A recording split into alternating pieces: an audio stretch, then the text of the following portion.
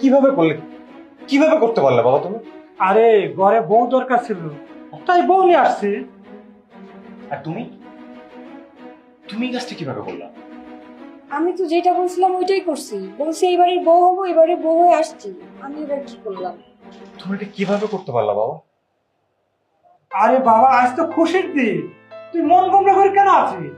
ঘরে বউ দরকার ছিল, বউ নিয়ে আসলাম।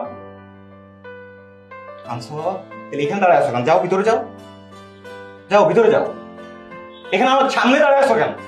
আরে আমি ভিতরে যাবো না, ওরা এখানে থাক, আমি মিষ্টি নিয়ে আসছি। তোমার বিয়ের বৃষ্টি তুমিই খাও। আরে বোকা, তুই সারা জীবন বোকাই থেকে গেলি। এটা তো তোর বউ। আমার বউ মানে?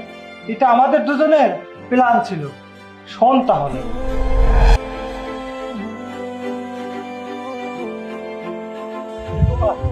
লগইন করতে করতে শরীরটা ক্লান্ত হয়ে গেছে, আমি একটু এখানে বসি।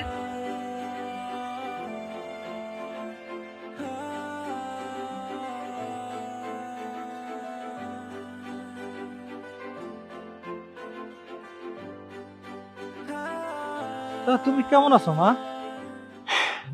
আলহামদুলিল্লাহ, ভালোই আছি আঙ্কেল।